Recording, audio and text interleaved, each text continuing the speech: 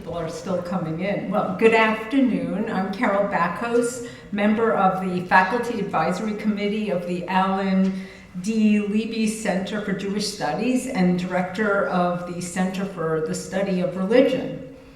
On behalf of the UCLA Alan D. Levy Center for Jewish Studies, I want to welcome you to today's lecture with Levy Director Professor William Schniedewind. Today he will present his book, Who Really Wrote the Bible? The Story of the Scribes.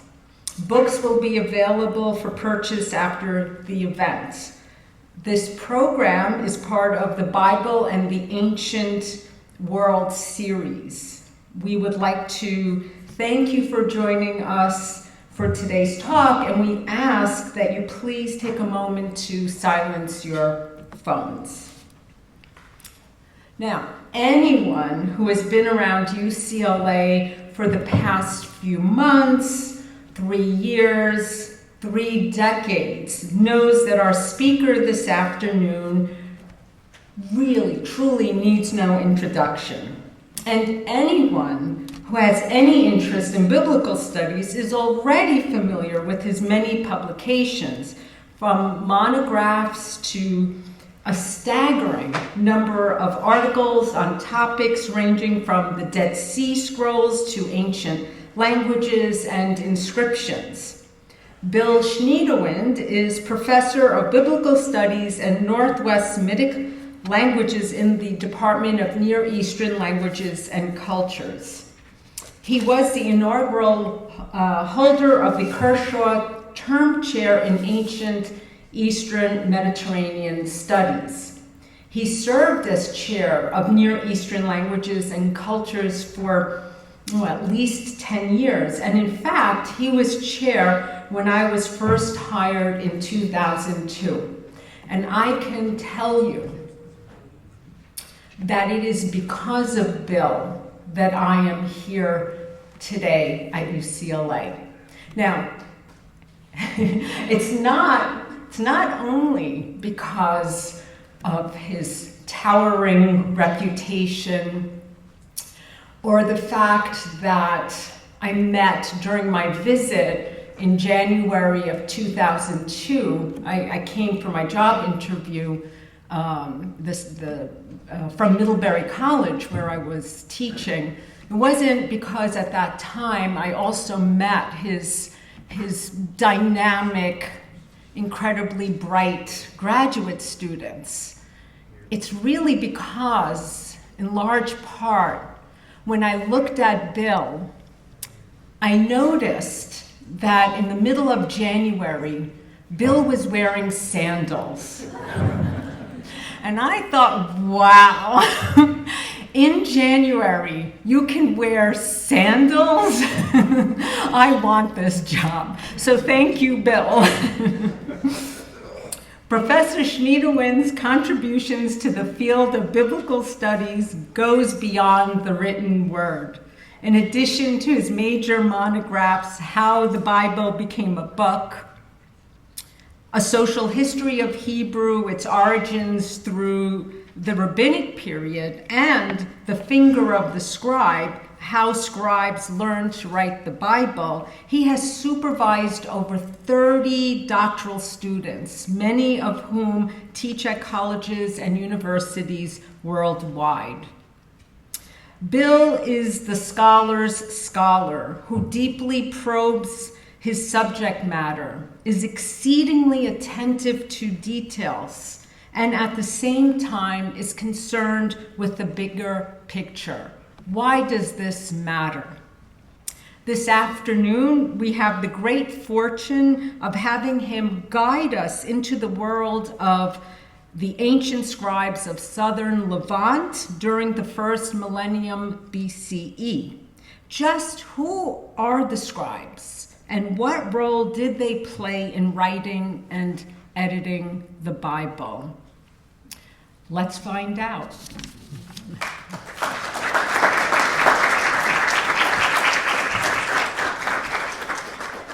Well, thank you. It's good to be here. It's nice to get to present my research with you, share a little bit about this book. there actually are no books for sale in the back. But there is a flyer, and Princeton was good enough to give me a discount code. So if you want the book, hopefully this lecture will inspire you to see the whole thing. But I want to thank everyone involved, especially the staff of the Levy Center, David, Viv, Chelsea, Reina, for making this happen and doing all the logistics for today's event. So, who really wrote the Bible? This is kind of a problematic question. What is the problem? The problem is simply that the biblical books, and here I'm referring to the Hebrew Bible or the Old Testament, have no authors. There are no authors in the Bible. So, for example, if we look at the Torah or the Pentateuch, Moses is not named as the author. He's just a figure in the story. If we look at the prophets, for example, the book of Isaiah, he's a character in the book. He's not presented as the author. If we look at the writings, book of Psalms, for example, right? It doesn't actually present David as the author, although he becomes the traditional author.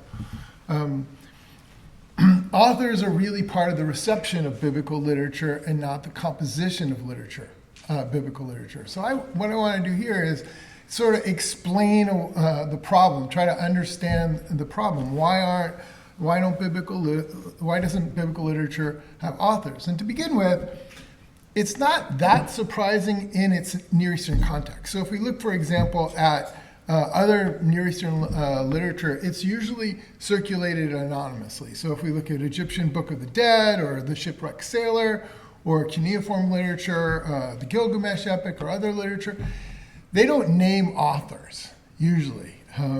Authors are really something that we confront, especially when we come to the Hellenistic period. When we come to the Hellenistic period, we're looking at Plato or Aristotle or Thucydides or Herodotus. We know the authors and their works, they're like intertwined. This is not something that was part of the ancient Near Eastern world, where the author and the literature is intertwined.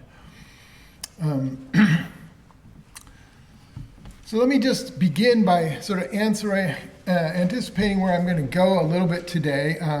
First of all, main point of my book is that people learned writing through apprenticeship. This type of learning created familial relationships that use kinship terminology, often fictive kinships, not real kinships. Scribal communities of practice. I think of fictive kinships as kind of like the community of my graduate students. They call me their Dr. Father or their Dr. Mutur, right? I'm not really anyone their father, but we have a fictive kinship group that's created by close learning. That's the way ancient scribal communities were to some extent as well. Writing was also learned for professions, like palace scribes, military scribes, temple scribes, prophetic scribes, so that writing and authorship was not part of a job in and of itself, right? There was no such thing as a scribe as a profession in ancient Israel. And these professions created the scribal communities that wrote, collected, and preserved biblical literature. And the scribe itself was not a profession until the late Second Temple period, which is actually just at the very margin of my book, at the end of my book. But I want to get into it a little bit just for fun today. All right. To give you the sort of outline of the book, here's the way it's organized, the table of contents. I organized it historically. So I have three main parts. The first part is the early Iron Age. This is the beginning of writing in ancient Israel, when writing was largely connected to the state and military bureaucracy. And then there's part two of the book, the late Iron Age, from around 720 BC to 586 BC. And this is, for me, the major period for the flourishing of the Bible and also for the diversity of different scribal communities that contribute to the formation of the Bible. And then the final part is the survival of the scribal community and also the Bible itself, which becomes very narrowed into the city of Jerusalem and the priestly temple. This happens after the exile between 550 and around 350 BC. In each of these parts, I want to talk, in the book, I talk about different professions. So it begins with in the service of the state, and in the Judean and the northern or Sumerian scribal communities that are in the capitals usually. And then in the second period, we have the flourishing of different kinds of groups. There's a prophetic scribal community. There are the people of the land as a scribal community. There are women that get involved in the different kinds of professions that use writing. This is one of my really fun topics. It really deserves a lecture all by itself. Then there are the priestly scribes, both in Jerusalem and the peripheral groups. And then finally, you have the Persian scribal communities reflected by Ezra and Nehemiah, both administrative, Nehemiah and Ezra, the priestly group. Now, I can't cover all that today, so what am I going to do with you? I'm just going to do 4 little things. First, I'm going to talk a little bit about apprenticeship in ancient Israel and try to document both in biblical literature and inscriptions and archaeology, some evidence for apprenticeship learning in ancient Israel. Then I want to look at military and government scribes. I think this is the major scribal class of ancient Israel, both in the northern part of the country and in the southern part of the country, what I will call Israel and Judah, or Samaria and Jerusalem. And then I want to talk about one of the more interesting or provocative topics in the book is that the sons of the prophets as a scribal community. And then finally, I want to give you, take a couple paragraphs which are just really actually the epilogue and blow it up into a whole 10 or 15 minutes thing to let you know where I'm going with the next book. So that's pretty ambitious. Let's see how it goes. We got here to what, 5, 6 o'clock? No. So this is the book that sort of inspired it all. This is The Finger of the Scribe. I finished writing it and published it in 2019. When I was writing this book, it really dawned on me that apprenticeship was the way people learned to read and write in ancient Israel. There were no schools. You had to learn through apprenticeship, which is why it was through professions. And nobody had ever really explored the implications in a monograph of what this type of learning implied. And I was especially influenced by a variety of different books, but especially the books of Etienne Wenger and Jean Lave, Situated Learning and Communities of Practice, books on anthropology of learning, and especially in apprenticeship contexts. But also my UCLA colleague, Velika Vendrich, wrote a nice monograph, Archaeology and Apprenticeship, that was also useful as I was starting to think about this problem. And what are the implications of this model according to Lave and Wenger? Well, they say that apprenticeship creates a community of practice, and a community practice has 3 characteristics. The first characteristic is a shared domain, that is the profession or the group. The second are close-knit kinship communities. And then, of course, the practice itself, that is the skills of the profession, of which writing is one of the skills of certain professions in certain parts of history. Now, the purpose of apprenticeship is to replicate the master and reproduce the tradition and practice, not to reinvent it. And I think that's also an important point to be making when we're talking about the formation of biblical literature, that the purpose of these traditions in this context was to replicate the master, replicate the tradition, not to reinvent the tradition. Now, there are moments when you reinvent the tradition, but the general idea is to replicate the tradition, not to reinvent it. So let's start with the Bible and some language that we see in the Bible for guilds and apprenticeship. The Hebrew word, general Hebrew word here is ben or b'nai, for the plural sons of, which refers to a guild. You can use it in a variety of different contexts. So, for example, the guild of singers in First Chronicles, the B'nai, or in Nehemiah, it has a guild of goldsmiths, again using the Hebrew word for sons here. Or in 2 Kings 9, you have an apprentice, someone who's called the apprentice of the prophet, and he is among the sons of the prophets. So you have a lot of different kind of examples. I could go on with these kind of examples. I just want to use it, focus on one of the examples for right now, and you'll have to read the book to get all the different nuances. Let's just take the example of the prophet Isaiah and this passage in Isaiah 8. It says, "Bind up the testimony and seal the teaching among my limudim," or we usually translate it as students. We can translate it as disciples. And then Isaiah goes on and says, "I will wait for the Lord, who is hiding his face from the house of Jacob. I will hope in him. See, I and the Yeladim, the children, whom the Lord has given me, are signs and portents in Israel," and so on and so forth. Isaiah moves very easily here from his description of his group, the students, right into his description of these students as his children. People who are teachers probably are not surprised by this movement. The other thing that's interesting in this text, of course, is that how is the oracle of Isaiah being transmitted? Isaiah isn't writing it. He's essentially entrusting his students, his Yeladim, his children, to collect his teaching. And that's essentially the apprenticeship model that I want to propose.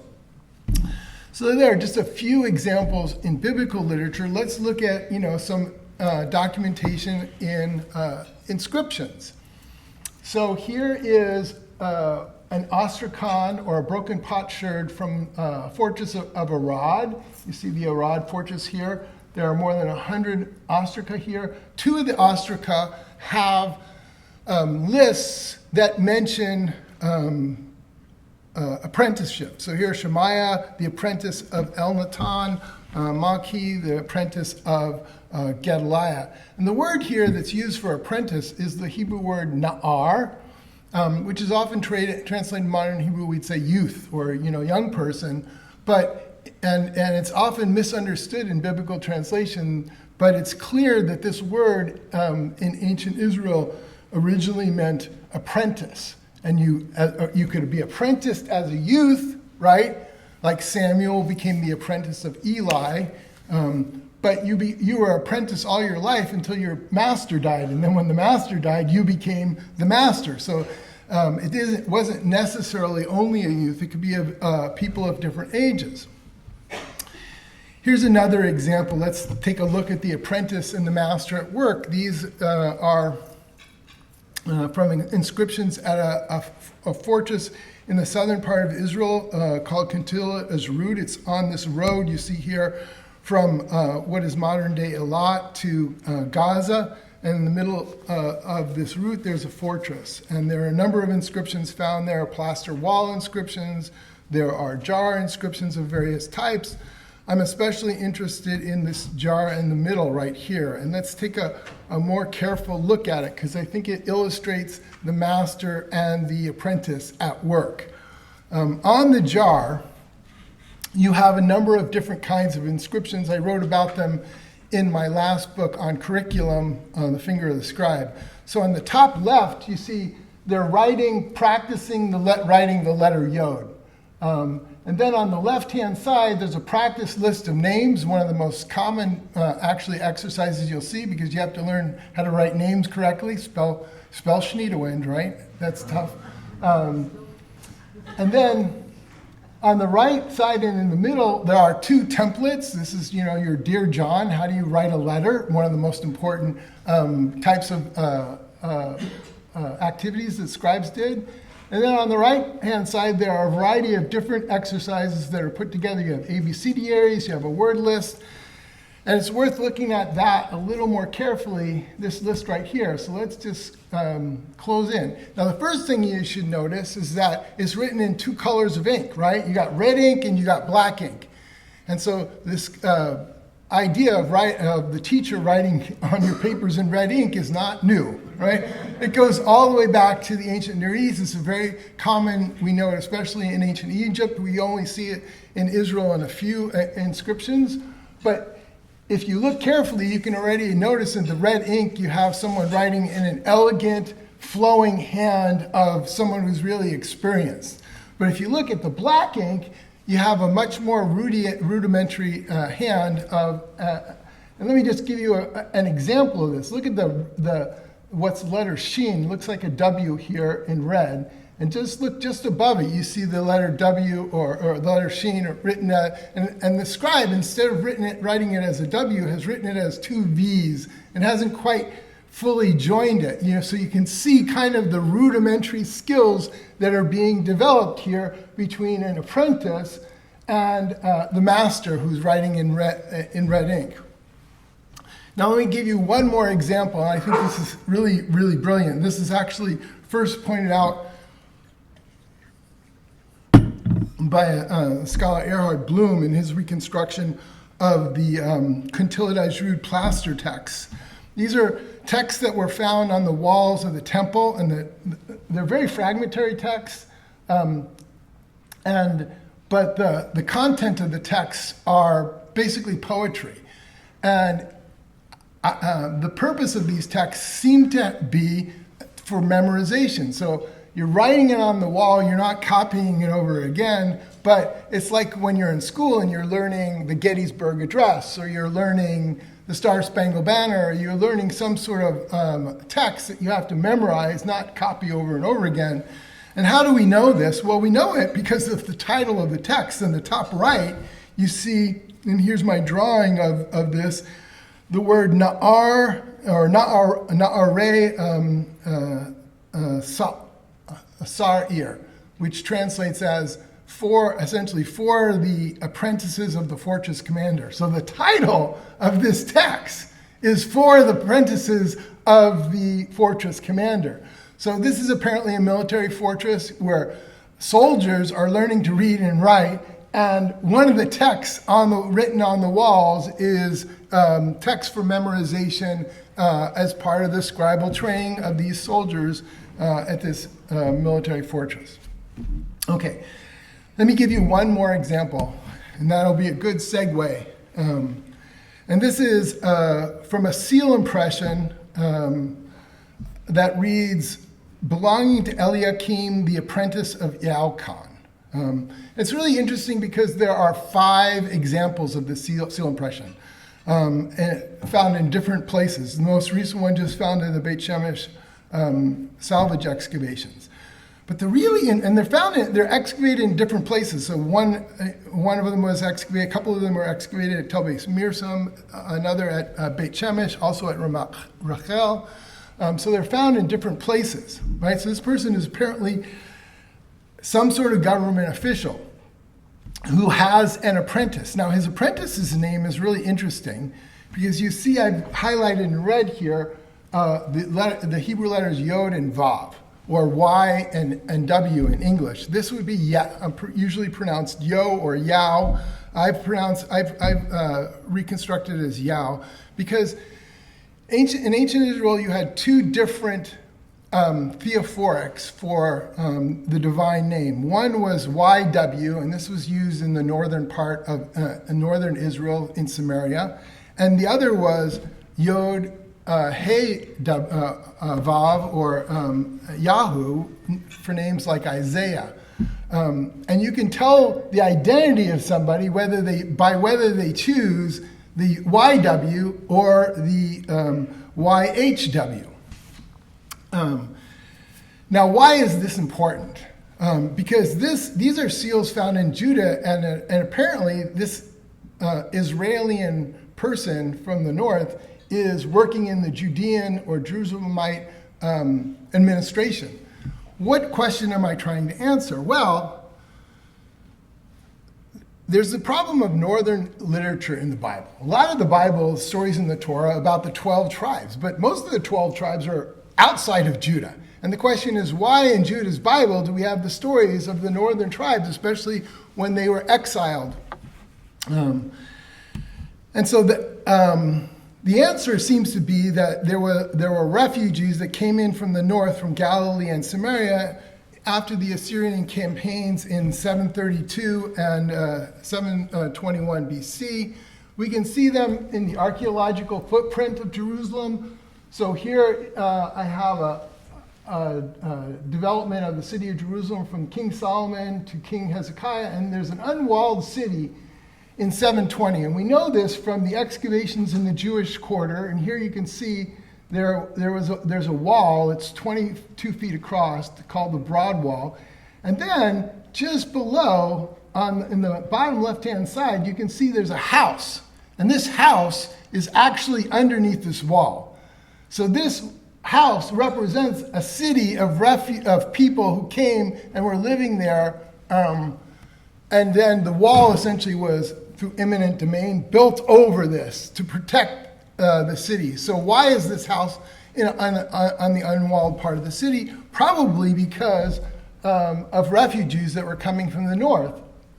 We actually have a passage in the book of Isaiah that seems to allude to this process of destroying the houses to build the wall. In Isaiah 22:10, it says, "It counted the houses of Jerusalem, and you broke down the houses to fortify the wall."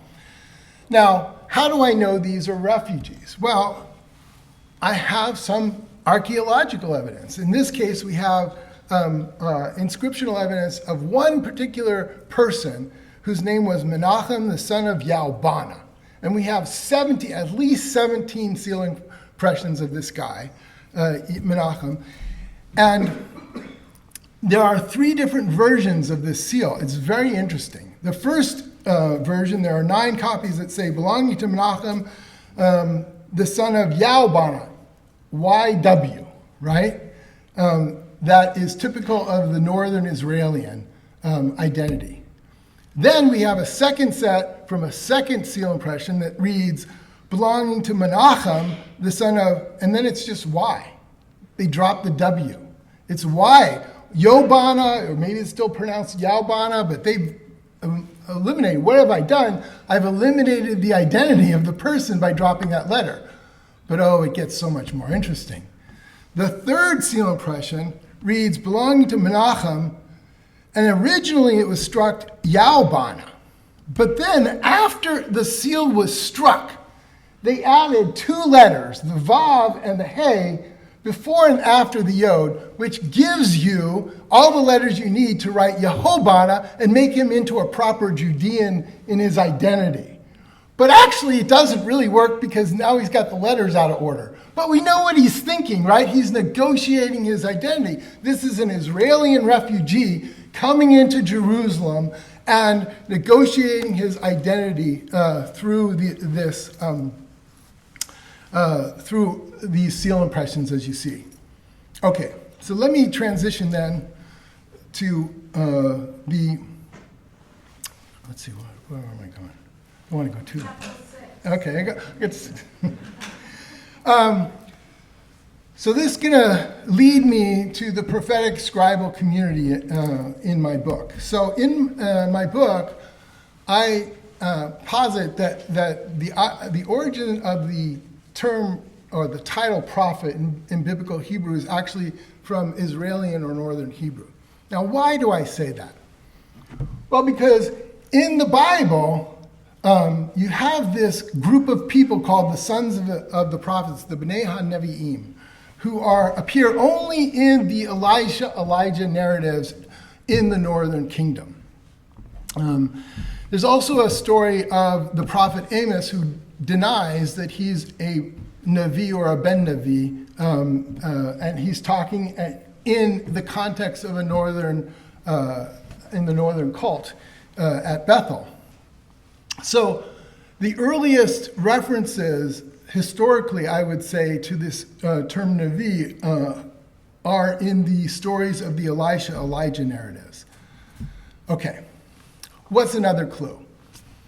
Well, the Bible itself tells me that this is a loan word. So in 1 Samuel 9:9, Nifamim b'Yisrael, formerly in Israel, right? Anyone who went to inquire of God would say, come, let us go to the Ro'eh, the seer. For the one who is now called a Navi, a prophet, was formerly called a seer. So who's writing this? What are they saying? Someone is writing this sort of note, adding on to the story about the prophet Samuel, and saying, by the way, this title that we're using for Samuel actually wasn't the original title. This is a late title, and now we're using it or applying it to Samuel. Now, the stories of the Elijah narratives are really interesting also for this whole idea of the apprenticeship. And this is one of the stories of the 6 stories. This is in 2 Kings 9, where we learn that the prophet Elisha had called one of the Bnei HaNevi'im, one of the sons of the prophets. And he says, go to remote Gilead, and when you arrive, look there for Jehu, the son of Nimshi, take a flask of oil, pour it on his head, and say, thus says the Lord, I anoint you over the king over Israel, so the Na'ar, the apprentice, the Na'ar of the prophet, the apprentice of the prophet, goes to remote Gilead. So you see here in this story very nicely the equation of this whole guild, essentially, of prophets with the concept of scribal apprenticeship. And there's other examples and more interesting examples, but Elijah himself is a really interesting example, and Elisha as well. Because in the inscriptional record at Tel Rehov, they excavated this ostracon, or that's what they called it originally, an ostracon, with the name Elisha on it. And you say, well, what is that telling me? Well, first of all, Elisha is a pretty common name. So how do we know this Elisha is our Elisha from the Bible, right? Well, let's look a little more at the context. This is not actually an ostracon. This is not a broken potsherd. Why isn't it a broken potsherd? Look at the shape of this. This potsherd is rounded. Somebody intentionally formed this potsherd. They didn't just use a piece of broken potsherd. The other thing is, it's written in red ink. The number of Hebrew ostraca that are written in red ink that are found, I can count on one hand.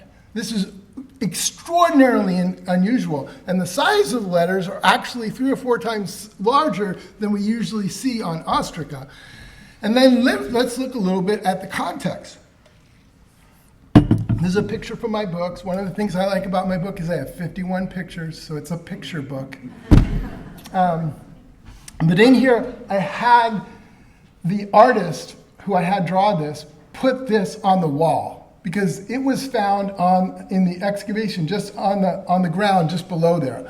I think this was a plaque on the wall. It's shaped as a plaque. And if you look at this building, this is a very unusual building. There are incense altars, various kinds of things, but it's not a temple. It's got kind of a rounded circuit to it. It's a very unusual building. And the excavator here, Professor Ami Mazar, thought that this whole area was actually a Sons of the Prophets quarter. One of the things that was interesting, he found other inscriptions in the area, including 2 inscriptions that mention the family of Nimshi. Now, who's the family of Nimshi? Well, that's the guy that the Jehu, the son of Nimshi, that Elisha had, the prophet Elijah had his apprentice anointed as king of Israel. So this seems almost undoubtedly to be the Elisha of the Bible, and the inscriptions in the area sort of point to a community or a guild of people who are working together in close quarters. Okay, so if we're going to talk about prophets, we got to talk about the most interesting prophet of the Bible, which is Isaiah. But before we get there, I want to do a short context for you. From the archaeological excavations in the Ophel of Jerusalem. They found 34 seal impressions in Jerusalem in one area dating to the late 8th and 7th century, and 7 of them are seal impressions from a group called the Sons of Bess. And then there are 2 seal impressions with the royal insignia among these, and then 2 seal impressions that reflect, I think, a prophetic scribal community. So let's look at the apprenticeship first. This is one of the seals Actually, this is really three. This is seals B2, B3, and B4. I drew them as composite because they're struck from the same seal. And then 4 other seals are struck with different seals, but all 7 of these seal impressions have the son of Beth as their third register. So they're all part of the same scribal community working together. You see this in this. Now, one of the most interesting seal impressions from this area is this seal impression, very controversial when it was first found, belonging to Yeshayahu, and then what's the second word in the broken? I think it's the word Navi. That's the way Alat Mazar translated it, but scholars have debated this. Some scholars have said, well, Isaiah is a very common name in the biblical times. Look at all the Isaiah seals we have, seal impressions. Not so fast. If we look at the inscriptional record for the name Isaiah, all of the examples, there are like 30 examples we have, all of them are found on the antiquities market. None of them are excavated, right? And shock of all shocks that all these inscriptions with Isaiah's name are found in the antiquities market, right? Hundreds and hundreds of seals found in excavations with names on them. Never before before Mazar's excavation had the name Isaiah ever appeared in a seal impression. So that's the one thing. For example, in the city of Jerusalem, in the excavations of Yigal Shiloh, there are 85 names that he excavated. Does the name Isaiah exist? No, it's not there, not even once. It's a late 8th century seal impression that was found, as it happens, 10 feet away from this seal impression, belonging to Hezekiah, the son of Ahaz, the king of Judah, right? So that's the archaeological context. It's also found next to the best seal impressions, right? So you see the whole apprentice idea encoded in these seal impressions. So that makes it really interesting when we move. And there's a second seal impression that Alat Mazar found in there that hasn't received much attention. And this is the seal impression here. You see my drawing of it. It says, I would translate it, belonging to Ido-Yahu, the son of Isaiah. Now, is this his actual son or is this his apprentice? I don't know. But given the fact that it's in the same community here, it seems almost undoubtedly that this is an apprentice of the very Isaiah that we know from the Bible and from the other seal impression. And it becomes really even more interesting when we dig into this name itself. And this name, Iddo, is known pretty commonly in the Bible because the Hebrew root here, means to testify, right? So you have other prophets, like the prophet Zechariah is the son of Berechiah, the son of Iddo.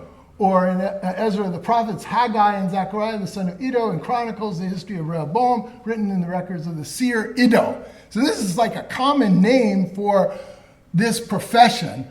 Not surprisingly, because, of course, it has to do with the prophetic office in ancient Israel. Okay, and that, of course, brings me full circle to Isaiah and the Isaiah seal.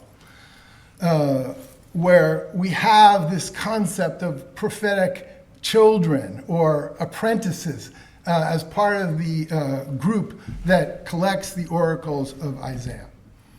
Okay, so that's the quick and dirty highlight, some few highlights of the book. I want to jump and sort of end on a, let's say, a bang or a boom. To just something I mentioned very briefly in the book in my conclusion, but it's the subject of where I'm going and in another book or at least a long article. And that's the time when scribe actually moves from being a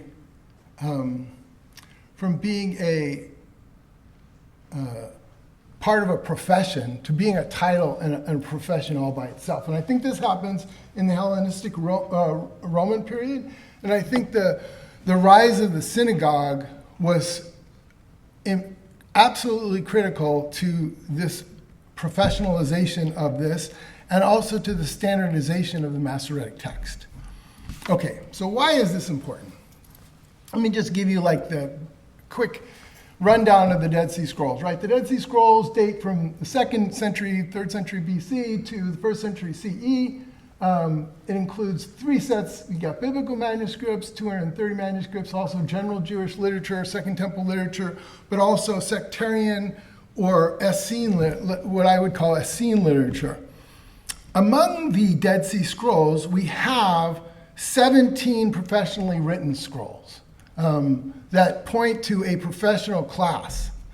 And these scrolls are the beginning of the answer to the 2 different problems that are reflected in the Dead Sea Scrolls. One, what is the canon? What is the Bible? Right? What are the limits of the Bible? And the second, what is the actual text of the Bible? That is, the Masoretic text. When does the text get standardized? And I think scholars have been sort of led astray by the scrolls. When we look at the scrolls, right, here's our deluxe scroll. And you see in these examples, they have lines on the edges. You can see lines on the tops, lines on the sides. They have large margins. They have an ornate calligraphy. Sometimes it takes 5, 6, 7 strokes of the pen to write one letter, right? These are professionally done. What's the reason for this? I would call them presentation copies, right? You're reading these copies in context like the synagogue, right? Now, the problem of the Bible is that when we look at, here's the Great Isaiah Scroll, when we look at the Great Isaiah Scroll, there are all sorts of mistakes in the scroll. All over the place, there are different kinds of mistakes. And this is a problem. Why is this a problem? Well, according to the Masoretic rules for copying, you're not allowed to have mistakes when you're writing the Bible. They should throw away the Great Isaiah Scroll. Go down to the Antiquities Authority and tell them at the scroll of the book, we got to get rid of this. It's not a legitimate Masoretic copy. And it's not just Isaiah. There are mistakes and differences in the Dead Sea Scrolls in different manuscripts. Between the book of Jeremiah, between the book of Esther, you name it. There are differences, and scholars talk about there being a quote-unquote pluriform Bible, right? It's not a Masoretic text the way we know from the Leningrad Codex or the Aleppo Codex, which are from 1,000 years away. But what's wrong here?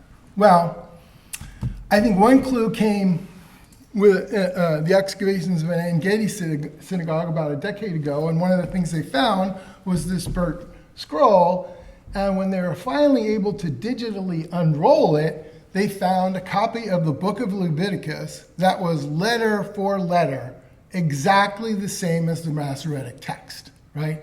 So you have a Masoretic standardized text. How do you get a standardized text in the Masoretic period? And I think the answer is the synagogue and changes in the synagogue, right? Now, when I was a student, long time ago, I took this class and they told me there are no synagogues in the Second Temple period. Well, maybe there's Masada or Herodium, but basically the synagogue is a post-destruction phenomenon. After the destruction of the temple, then the synagogue arises. But oh, how archaeology has changed the picture. In the last few decades, we've excavated at least 20. I just was at a conference last week, and there were 2 more examples that I went to, different papers of new synagogues from the Second Temple period. This points to the rise of the synagogue in the pre-destruction period, at least in the 2nd or 1st century BC. Now, the question is, what do I do with these synagogues, right? Well, we kind of have an idea. Here's the synagogue at Magdala. The excavation. This is actually the first of 2 synagogues. They just excavated a second synagogue a couple years ago in the same Jewish village, right? And in this particular excavation, they found this nice podium. Artists did a nice job. They reconstructed the podium, and here you have them reading. Now, why do you have them reading on a podium in the synagogue? Well, we have stories in literature, right? We have, for example, in the New Testament, the story of Luke, where Jesus comes to the synagogue on the Sabbath. They hand him the scroll of Isaiah. He opens it up, he reads it, gives the scroll back. That's what you did in the synagogue. Or we can go to the Theodosian inscription. Here's a first century inscription from Jerusalem. And what did you do in this synagogue here?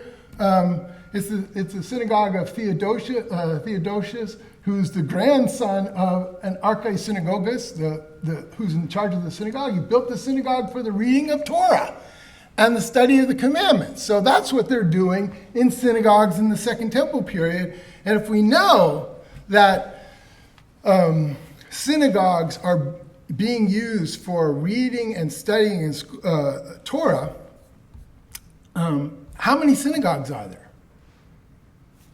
In Jewish Palestine in the 2nd, 1st century BC?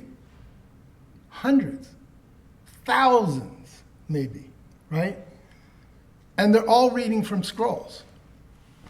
But I have this problem. I have the Dead Sea Scrolls and I have a pluriform text. Reflects Proto-Masoretic, Septuagint, Eclectic, Samaritan, all kinds of different versions of the Bible. But it's a problem with the scrolls, because whose library are the Dead Sea Scrolls? The Dead Sea Scrolls are the library of the Essene community, and the Essenes rejected Jerusalem. And as a result of rejecting Jerusalem, they didn't get their scrolls from Jerusalem Temple. They had an eclectic, decentralized system of copying the Bible. And what happens when you have an eclectic, decentralized system for copying the Bible? You get an eclectic text. But most texts, most synagogues would have been related to Jerusalem. They were all going to Jerusalem every year for all Pesach and Sukkot and all the festivals. Most synagogues would have gotten their scrolls from Jerusalem. You need a copy of Isaiah? Hey, can you send me a copy of Isaiah? You need a copy of Bereshit, Genesis, right? You're going to call up Jerusalem. So, and that's centralized copying of the Bible, I think, would have standardized the text as well as been a major factor in standardizing the canon of the Hebrew Bible. I think in the 2nd century BC, by the 2nd century BC, maybe even pushing it back further, that remains to be seen. And this would radically change the whole way we look at the early standardization of the Masoretic text. And that is a good way to end.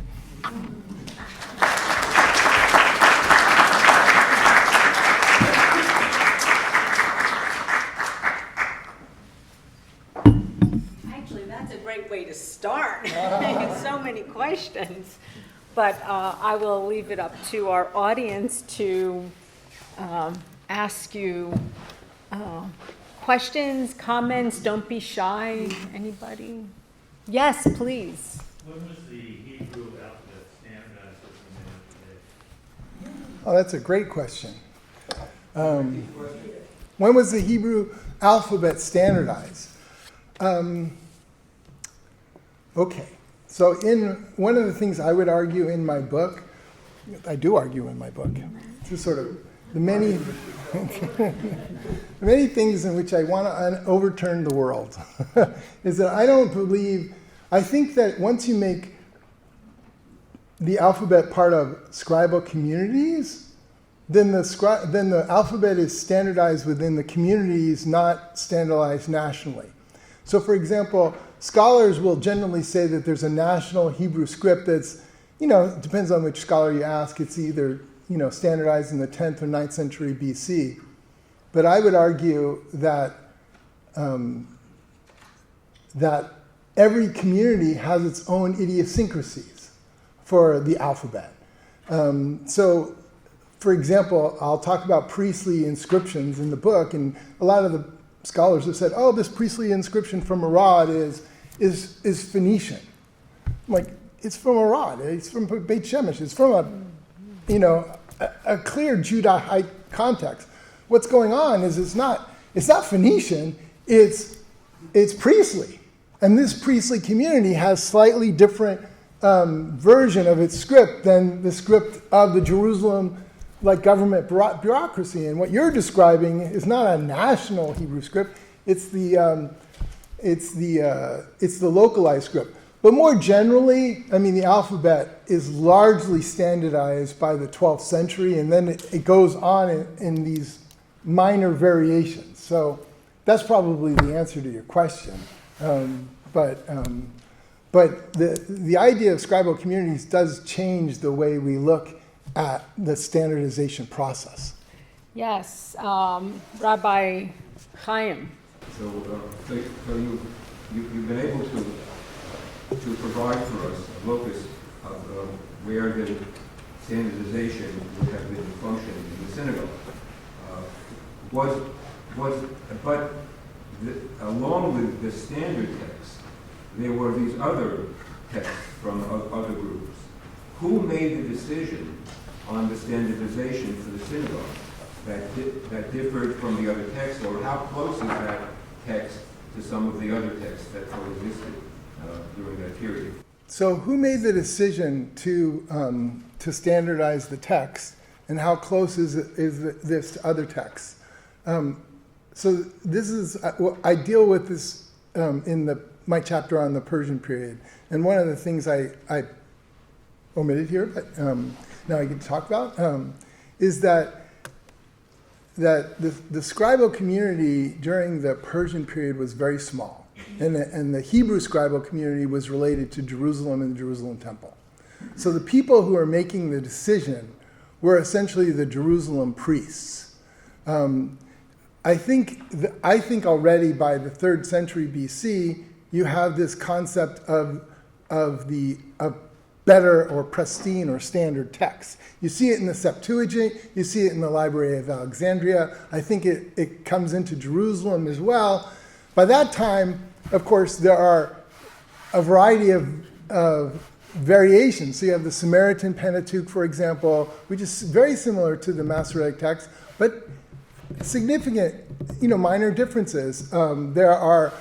The Septuagint has its own minor differences. There are variations in the long and short Jeremiah. There are different versions of the book of Esther. But once you get to the point where now I have to produce in one place copies of the book of Esther or the book of Genesis or the book of Deuteronomy or the book of Psalms over and over and over again, because all these synagogues need them. Unless you're an Essene synagogue, then you don't need it because you're going to make your own copy. And that has its own problems, and those are the problems that we see in the Dead Sea Scrolls. I mean, the Dead Sea Scrolls also have Masoretic examples, and actually the interesting thing about the quote-unquote presentation copies or the deluxe copies in the Dead Sea Scrolls, that is the professional copies, is they tend to be Proto-Masoretic, right? They represent a very small portion of the Essene library, but, they're Proto-Masoretic. So there are a number of clues of which I've only sort of hinted at that really need to be worked out in a much longer article or monograph that support my idea. Can I follow up this? Is there any sort of major takeaway in terms of distinction between what became the standardized text and these other variants? Is there something that you would be able to say, this identifies it as a standard text because of this fact? Well, I mean, I would say that the pluriformity of the text is sort of built into early Judaism. And why do I say that? I mean, partly because in Midrash, for example, one of the things that I find absolutely delightful about Midrash is that sometimes you'll find different rabbis commenting on two different variants of a text as if they're both authoritative. And it sort of reminds me of the story of on Mount Sinai, God speaks in kolot, right? He doesn't speak in a kol, in a single voice. God speaks in this pluriformity. And in early Judaism, I think it retains that embrace of the pluriformity of the text, even while there's a standardization that's going on. And then, of course, when you get to medieval commentaries and Peshat, you get a whole different kind of view of the text that is really reflected in the Masoretic tradition. But I'm not here to argue that both don't exist. They both do exist in different places in Judaism. embrace the pluriformity, and different parts of Jewish tradition embrace the pluriformity of the text speaking in different ways. In some places, they embrace the sort of the singular. This is a text without error. This is the word of God, so you can't like misspell something and the text still be legitimate. So many questions. Okay, maybe I'll sneak one in, but Laura, please. Thank you. So I know that there's variations, but the word God in Yod He Vav He, does it vary across the different scenes and Pentateuchs and different?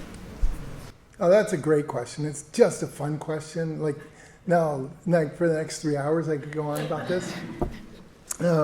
1 minute. Okay, I mean, the Essenes are already showing aspects of the veneration of the divine name because they'll write the divine name in what we call Paleo-Hebrew script instead of regular Hebrew script. And in that great Isaiah scroll example, they actually, instead of writing the divine name, they write 4 dots there.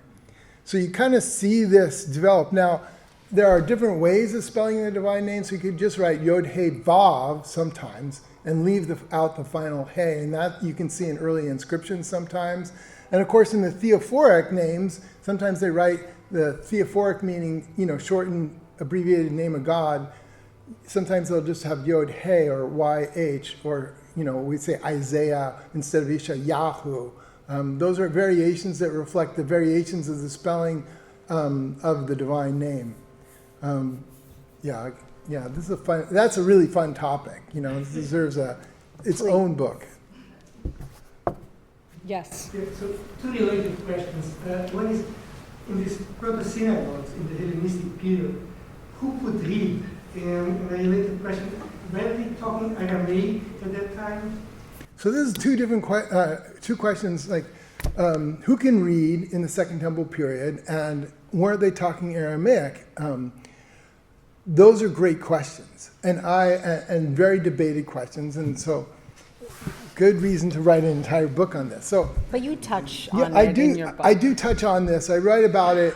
I think literacy among the Jewish community is much more prevalent than most scholars think, and I think one of the reasons I think that is because I think synagogues are really prevalent, and now we have the evidence on the ground that there are synagogues everywhere. And what are you doing in those synagogues? You're reading on Shabbat and you're studying.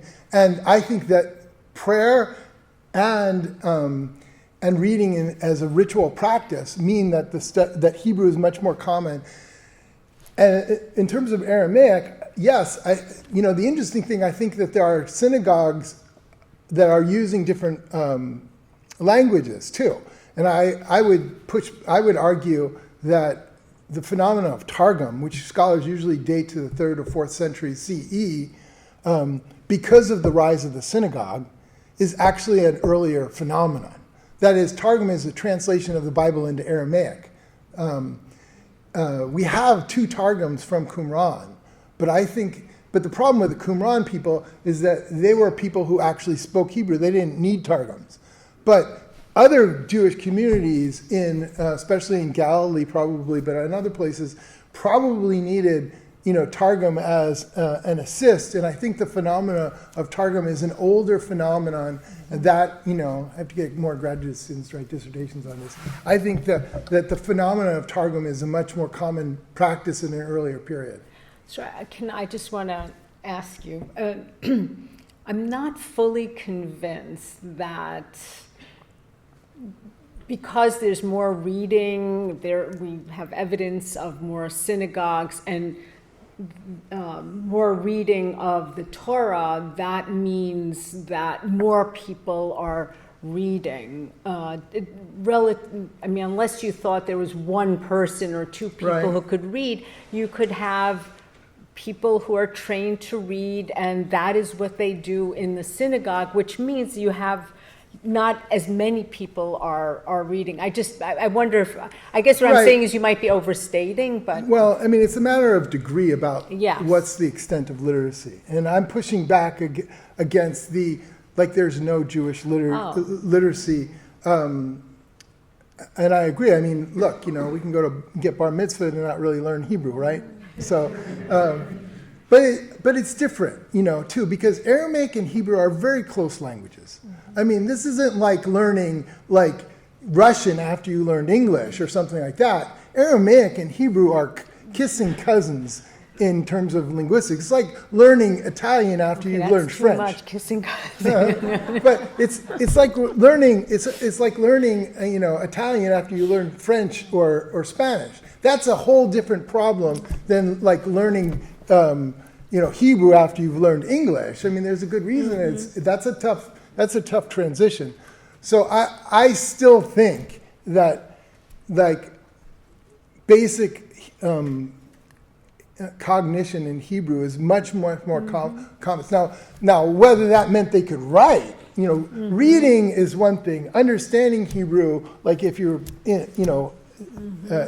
saying prayers or something, that's one thing. Being able to write, that's and comprehend or teach Torah, that's different. Right. So, and literacy is a whole spectrum. I just think that these very, very negative scholarly takes that say that that literacy was very, very Hebrew literacy was very small are grossly exaggerating the problem. And the synagogue gives me a social location for a much more expanded Jewish literacy, Hebrew literacy in the Second Temple period. So I think that this like rethinking the implications of the synagogue are enormous. I have so many more questions, but I see hands, beautiful hands. Yes, sir. I would like to know about the Second Temple and the Wailing Wall. Is there any relation between that, or was it built after the destruction of the Second Temple? The Western Wall of Jerusalem was built by Herod the Great, beginning in 20 BC. And when you go and pray at the Western Wall today, what you have there is the Western Wall of a platform, a huge platform that Herod the Great built for to put the temple on top of. So the Western Wall isn't the Western Wall of the temple, it's the Western Wall of a huge Roman platform built by Herod the Great. Yes, please. I have a question. Thank you so much. I really love the idea of a scribal community and this idea that they're working together. And I'm thinking about Ezra coming back from the exile. Right. And I'm curious about, and there might not be any, but the evidence of scribal communities outside of Israel. You mentioned Alexandria. There's certainly a community in Alexandria. There was certainly a community in Baghdad. There must have been other communities around. I realize we don't have other sets of Dead Sea Scrolls to look at. It would be great if we did, but But what evidence do you have of other scribal communities in these kind of far-flung areas? Well, let me specify and say what evidence do I have of other Hebrew scribal communities outside of Jerusalem after the destruction of the temple, and I would say almost none. So there's a great collection of cuneiform tablets called the Al Yehudu tablets that date to the mid-6th century BC, and they're cuneiform, but they're called Al Yehudu, which means the city or town of the Jews, and it's a Jewish migrant community.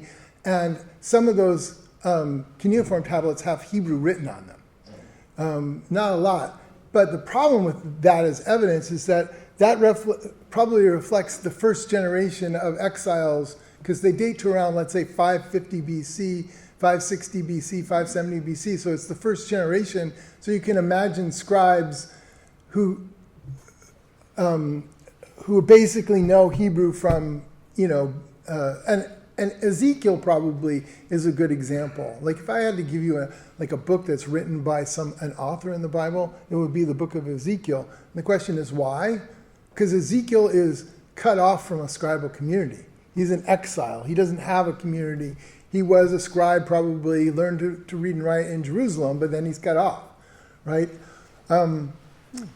the problem is that Hebrew becomes completely useless outside of outside of the religious purposes after the destruction of the temple. The Babylonians and the Persians use Aramaic as an administrative language. We find thousands and thousands of Aramaic inscriptions excavated in Judea, what was Persian Yehud. We find no Hebrew inscriptions. Actually, I can count them on my fingers of one hand from the Persian period. I mean, that tells you what's going on. Aramaic is the administrative language. Aramaic is the language that people learn to read and write. Ezra learns to read and write probably from learning Aramaic, and then he's a priest, right? And he has a role in the temple. And because he's in the temple, Hebrew had a religious purpose in the Jerusalem temple. But outside of Jerusalem, there's no function to Hebrew outside of religious purposes.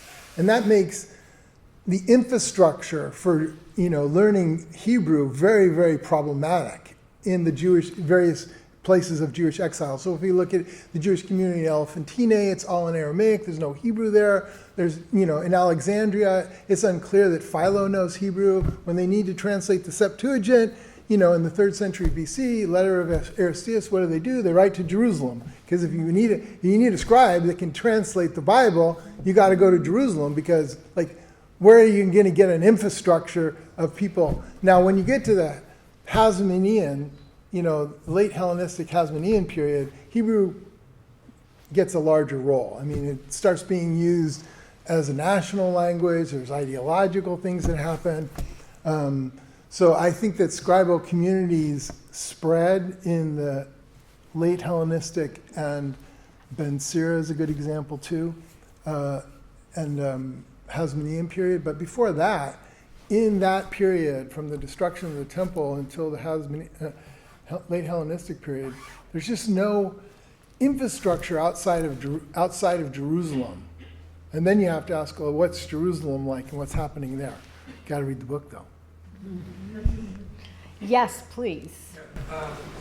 You use the word apprenticeship and community of apprentices and so on. In a modern context, we think of that as you learn a trade and then you earn a living from that trade. So somebody has to be willing to pay you for it, and there has to be some recruitment mechanism and so on. So in these various periods, who's paying for it? How did you get selected?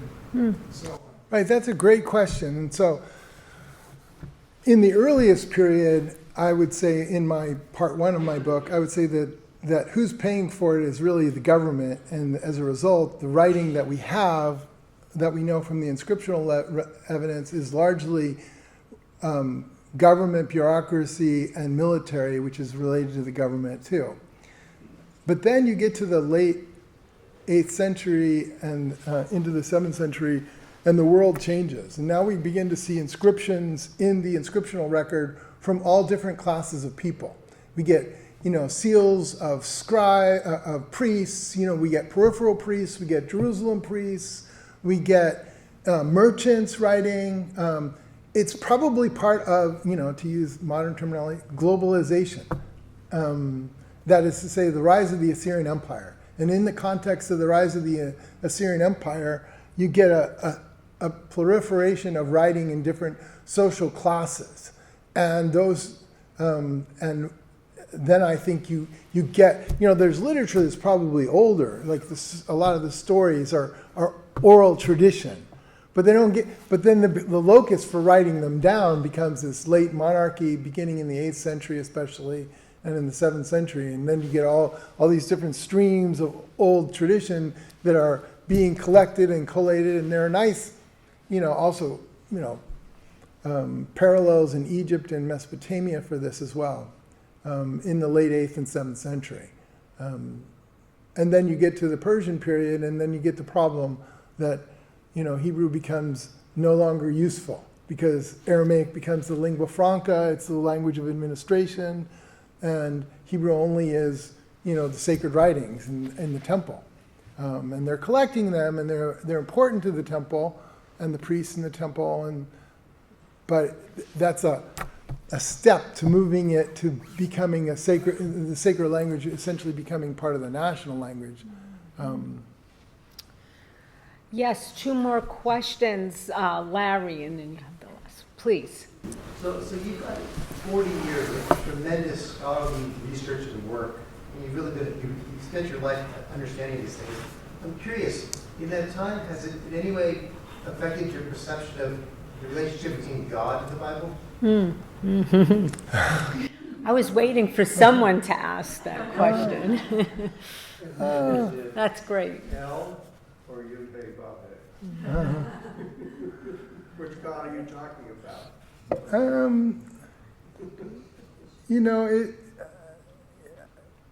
I find the Bible to be kind of a surprising text.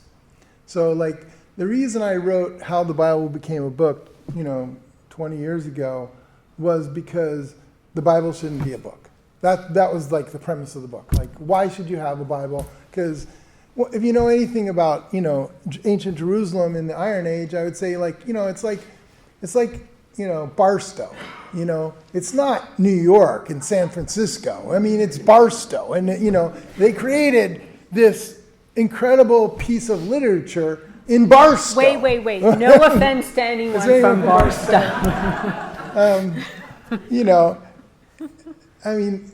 The Bible is an unusual text. In some ways it defies logic.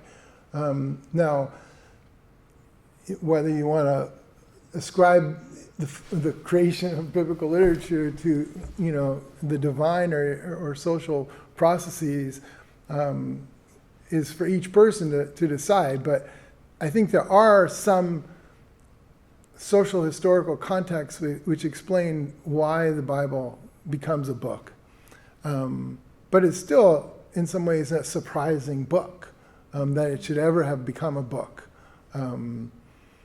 Wouldn't be surprised if, like what am I doing? Let's go. I wouldn't be that surprised if we were talking about the Bible being coming together in the Persian, especially Hellenistic period. And here, then I'm following in the feet of my German scholars, because then the Bible isn't that surprising a book. But the problem, but for me it is, because I look at Jerusalem, what we know about the Persian and Hellenistic Jerusalem, and it's a city of, maybe 1,000 people with, maybe, 50 priests, and then now you're like ascribing the entire production of the Bible and all its diversity to this group of priests in Jerusalem in the Persian Hellenistic period, and to me, it makes no sense whatsoever.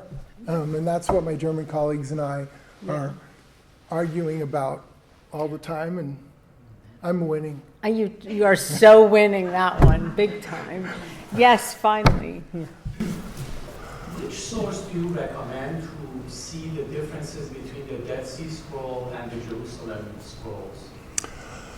Yeah, so there's a book called the Dead Sea Scrolls Bible, which is an attempt to translate what these particular scholars, Martin Abegg, Peter Flint, collected the biblical manuscripts in the Dead Sea Scrolls, and I think it's published by like Harper and Row or one of the big, Penguin or something like that. So you can just go to Amazon and get the Dead Sea Scrolls Bible, and in their English translation, they'll make all kinds of footnotes and they'll add books to the, this is a whole fun lecture in itself. They'll add books to the Bible like, Sirach and Enoch and Jubilees. I think maybe they should have added the Temple Scroll. They didn't put it in, But you could argue about what goes into the Dead Sea Scrolls Bible. But in their footnotes, they make notes of all these kind of divergences of the pluriform Bible that you see in the Dead Sea Scrolls. So that would be the easy source to see this. Can I make a comment for the gentleman? So God has evolved within the Judaic literature. It went from a God that took us out of Egypt, the land of slavery, to a God that requires animal sacrifice. And then hundreds of years later, in the Talmud, paragraph 68, it says to pray to this God to flip the gender of an embryo up to the 40th day of pregnancy. 250 years before, the Mishnah prohibits to pray, for a Jew to pray to flip the gender of an embryo. So there is no one God. We see through our window that there is one God that does it all. But this is the modern, evolved, or the last God of the Talmud. And I think the way biopsies of the Bible explains it through the light of medicine, you see different gods in different eras. Thank you so much for that. That was for you. Okay, I see 2 insistent hands. We can go we still have time. Here and then there. Mine is a simple question. As one who has a Jewish half and a Catholic half, due to the histories of adoption, who are these scribes in the New Testament? Because when I was in school, there were always shifty characters hanging around with those Pharisees. I'm presuming they were religious scribes in the temple doing the job that you said, but we hear a lot about them, but we don't know who they are. Yeah, I don't deal with the New Testament. But I mean, New Testament is a different era. It's the era of the Roman Greek Hellenistic world. So the New Testament mostly has authors, with the exception of, let's say, the book of Hebrews. And you can argue about whether, like, Paul actually wrote his letters, but it's not like it's a mystery that this is a Pauline letter. Whereas the Bible, it doesn't even tell you, it usually doesn't give you a clue about anything, the Hebrew Bible. No. They kept talking about the scribes were always in the temple. I'm presuming that's the scribes that you mentioned. But it's different, in this period, like, Josephus, right, he's just an educated elite. He's not affiliated with a community at all. I mean, he's a priest. He probably learned Hebrew from his background in working as a priest. But, he also learned Greek, and he had to go into some, context. But I'm not really dealing with that, the context of Greek learning. I mean, it's a really interesting topic with a huge literature. But it's also later than the work that I do. Thank you. Yes, please. So you mentioned approximately like 12 people or 12 kingships of scribes. Now, is it possible that the centrality of the theme has got attenuated or metaphorized, for that matter, according to the scribes of these particular sequences? And what would be the centrality or the central message of the Torah?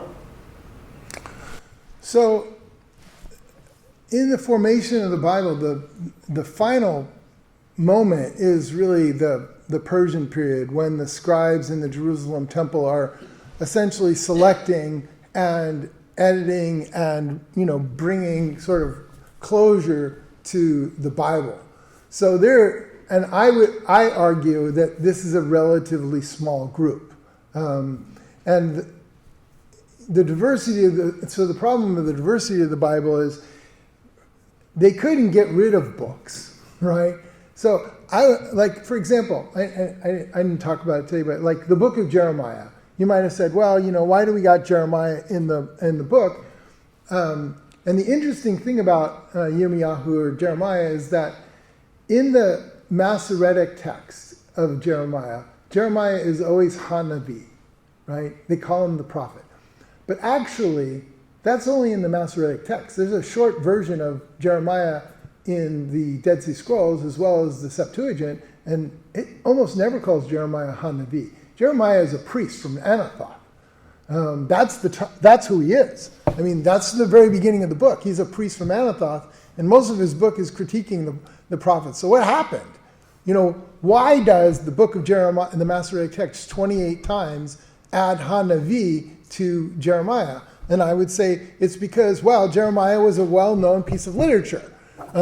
He was an important figure. You couldn't get rid of Jeremiah, but he's also a priest from Anathoth, and like, he's not a Jerusalem priest. He's like kind of a sketchy figure because he's from Anathoth, right? He wants to be a priest. So how do we fix him? Hanavi. He's Jeremiah the prophet. And of course, I would say the Masoretic text was successful because none of you think of Jeremiah the priest. You all think of Jeremiah the prophet. He's in the Nevi'im, right? He's right after Isaiah, right? But in the Septuagint, he's Jeremiah the priest. He's not Jeremiah the prophet. Like, who's doing that? The priests in in Jerusalem in the Persian period are bringing together and creating a canon. And, sometimes we need to, change a thing here and there and just add a word here. And I can completely remake Jeremiah just by Hanavi throughout the book. So it's systematic. Every time the word Jeremiah occurs in the Masoretic text, they always add that. And it's not in the shorter version of Jeremiah, which I think is the earlier version. So. Last question, Bijan. Speaking of the Persian period, you did mention the synagogues starting during that period. Am I right, first of all? I hinted that. And then would we be able to say, based on evidence, that Ezra possibly was the first, Persian, I guess, not prophet, but whatever he was, that gave rise to more of a structured synagogue? Yeah, Ezra is a priest in Jerusalem. I think that there's a passage in Nehemiah 8 where Ezra gets up and they build this podium, and he gets up and he reads from the Torah all day long. I think that passage is the template for synagogue reading. Mm-hmm. I think the text was actually, that's what I think. Okay, I haven't written it yet, so don't publish it before me. But okay, so archaeologically, the evidence for the synagogue starts in the 2nd century BC. That's the evidence so far. But 40 years ago, they told me there were no synagogues in the 2nd century BC.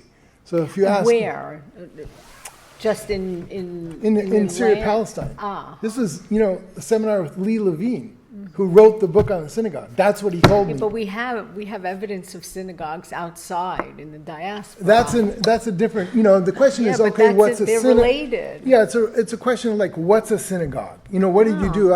In the Theodosian inscription, you're talking about it's also a hostel, right? But the other thing is that. But it could be a multi-purpose. Well, this edifice. That's just the point. I think that if you go to the synagogue in Modi'in, which is supposed to be 2nd century BC, the building that precedes it from the Hellenistic period is a large public building. It doesn't look like a synagogue because it doesn't have benches around and columns, so it doesn't fit the architecture.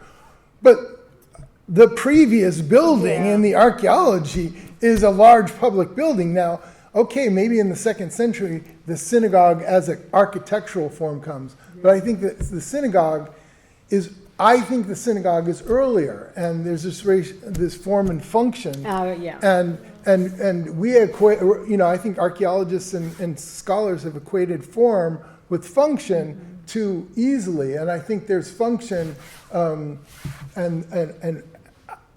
I can go on, but I think the synagogue, and there are people who have written about the synagogue and made this kind of case before. You do have a copy of my book. Several copies. Oh, several copies. So there you go. Don't trip over yourselves.